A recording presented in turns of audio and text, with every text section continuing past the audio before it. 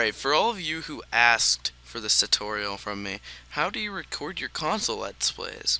Well, first you need a capture card. I have a Dazzle DVC100, it's a black Dazzle, which is, I'm pretty sure, it's a higher quality Dazzle. I know it's higher than blue and silver, so. And then you just plug in your AV cables from your console into it. Not that one. Make sure you have them the right one. You can also do an S video, but I never tried that.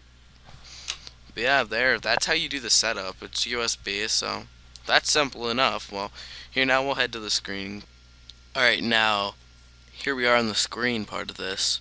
And then when you if you need a recorder, I really suggest Instant DVD Recorder. It works with pretty much all computers and works pretty well. I have this set to save to a weird place because my other ones are usually on my desktop. Always make sure that you have DVD to include menus off so it doesn't do stuff like that in the middle of your recording. I usually set to best for the better quality. It works with your computer no matter what.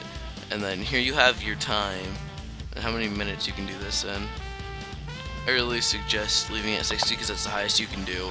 And make sure your audio settings are correct, and if you don't have splitters, just double click on the video and it'll show up. Mine all look very nice here, but it'll end up looking good in your final product. Now here, just hit start recording. If you have something that's already written, you can just save over it, but I'd recommend you render or whatever you want to do with that one before. So the disc is already being burned. Now here's a little bit of gameplay. It's gonna lag because I'm recording over a recording right now, so it's not gonna look good at all. But we'll just put free as, you know what, I'm just not going to do that. But yeah, if you don't have splitters, you can do that like that. As you see, it's kind of frozen right now. But it'll look better, I promise you. Alright, now you can go to your stop recording feature here. And let it finish its burn.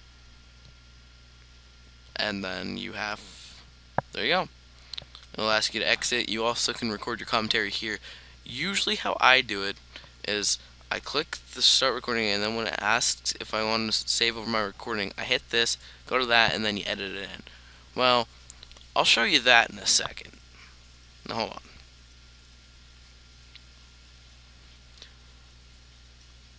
Okay, now what you're going to want to do is go over here and you have to open up wherever you saved it. I saved it to contacts. You see this?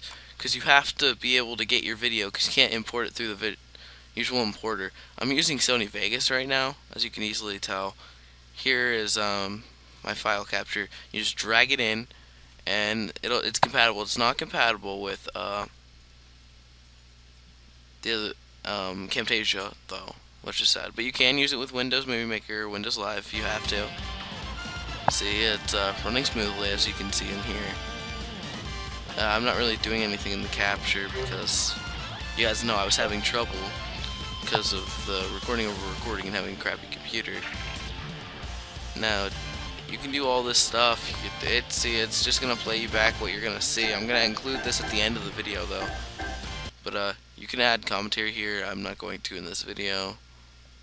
I might show you how to edit that later, just not in the video. Alright, now go over here and turn off your maintain aspect ratio if you're gonna try widescreen or cropping.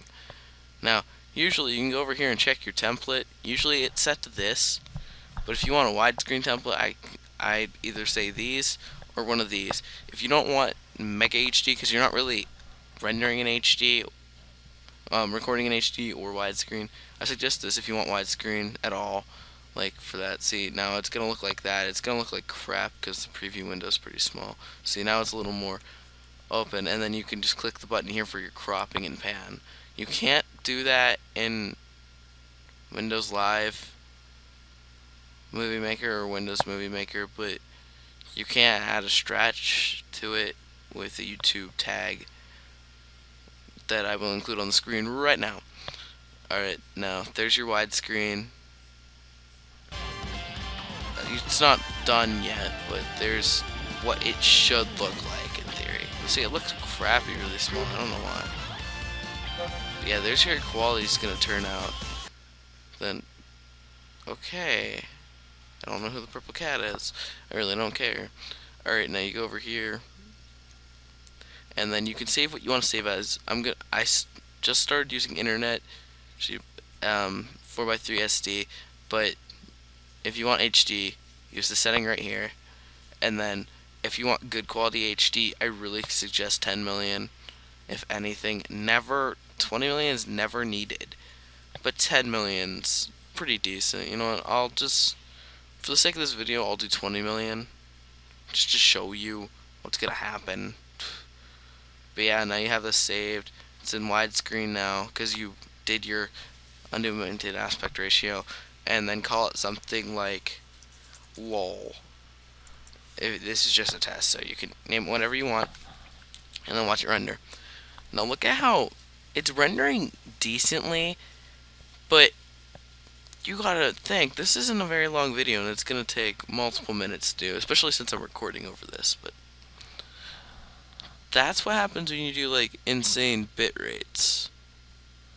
But yeah, that's everything you do. When your rendering's done, you can go ahead and upload that to YouTube if you'd like.